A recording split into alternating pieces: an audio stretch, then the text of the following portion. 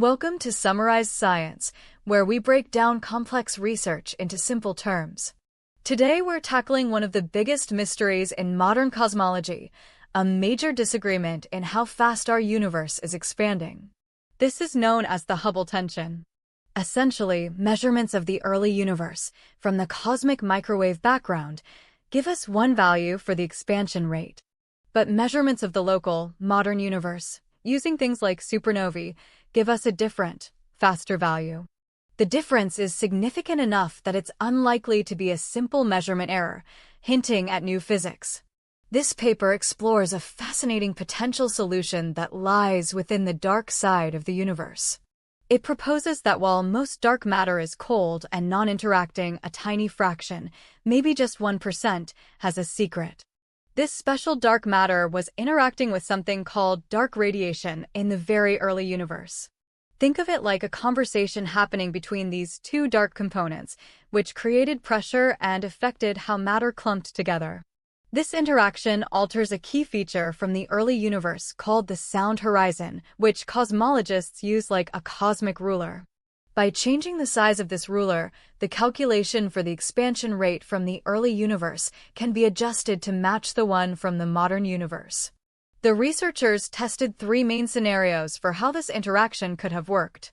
These scenarios differ in how quickly the dark matter decoupled or stopped interacting with the dark radiation. They found that an abrupt, sudden stop was the most effective model for solving the tension.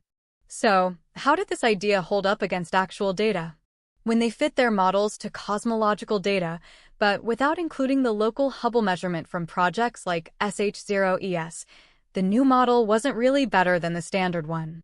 But when they did include the SH0ES data, the results were dramatic.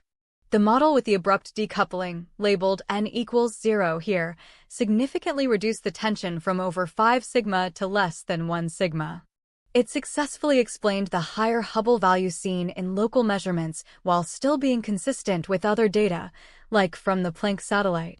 You can see in this chart, the value for H0 is pushed up to around 72, much closer to the SH0ES measurement.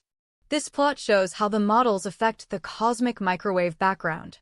The green and blue lines, representing the model's fit with the local Hubble data, show a suppression of power at small scales, which is a key signature. However, the story gets more complicated when even newer data is introduced. When the researchers included high-precision data from the Atacama Cosmology Telescope, or ACT, the constraints got tighter. This new data is less forgiving of changes to the CMB power spectrum, as you can see in this plot. With the ACT data included, the model still reduces the tension, but not as perfectly as before, bringing it to less than 3 sigma. So, what's the big takeaway from all this? First, this research shows that a small, interacting component in the dark sector is a very promising way to solve the Hubble tension. The best model is one where a tiny fraction of dark matter was talking to dark radiation and then suddenly stopped. This is a big deal because it suggests a richer, more complex dark sector than we previously imagined. Second, it highlights how crucial new, high-precision data is. The fact that the newest ACT data makes the solution less perfect means we're genuinely testing the limits of these new theories. While this specific model might not be the final answer, it points physicists in a compelling new direction, suggesting there's more complexity hiding in the 95% of the universe we can't directly see. Future observations will be the ultimate judge in this cosmic disagreement. Thanks for watching Summarize Science.